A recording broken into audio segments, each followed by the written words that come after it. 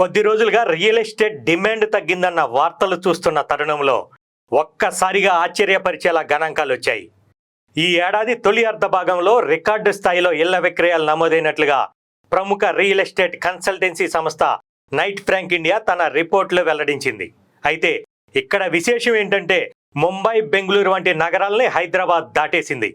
పూర్తి వివరాల్లోకి వెళ్తే ఇళ్ల విక్రయాలకు సంబంధించి భారత్లో సరికొత్త రికార్డులు నమోదయ్యాయి. ఇటీవల రియల్ ఎస్టేట్కి డిమాండ్ తగ్గిందని సంకేతాలు కనిపించగా దానిని పటాపంచలు చేస్తూ వచ్చిన గణాంకాలు ఆశ్చర్యపరిచాయి. దేశవ్యాప్తంగా రియల్ ఎస్టేట్ మార్కెట్ జోరు మీద ఉందని తెలిపింది. ప్రముఖ స్థిరాస్తి కన్సల్టెన్సీ సంస్థ నైట్ ఫ్రాంక్ ఇండియా ఈ మేరకు తాజాగా 2024 సంవత్సరం తొలి అర్ధభాగానికి సంబంధించి ఒక నివేదిక విడుదల చేసింది. దేశంలోని టాప్ 8 ప్రధాన నగరాల్లో గృహ విక్రయాలకు సంబంధించి ఈ జనవరి నుంచి జూన్ సమయంలో ఏకంగా 11% పెరిగినట్టు తెలిపింది. ఇది దేశంలో 11 ఏళ్ల గరిష్ట స్థాయి అని స్పష్టం చేసింది.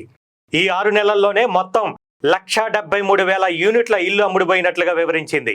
ఇక ఇదే సమయంలో ఆఫీస్ స్పేస్ డిమాండ్ 33% పెరిగి 3,47,00,000 చదరపు అడుగులకు చేరిందని వెలువరించింది. హైదరాబాద్ నగరంలో 2024 జనవరి నుంచి జూన్ సమయంలో ఏకంగా 18,573 యూనిట్ల మేర ఇల్లు లేదా ఫ్లాట్లు విక్రమైనట్లుగా నైట్ ఫ్రాంక్ తెలిపింది. ఇది అంతకుముందు సంవత్సరం ఇదే సమయంతో పోలిస్తే ఏకంగా 21% ఎక్కువని స్పష్టం చేసింది.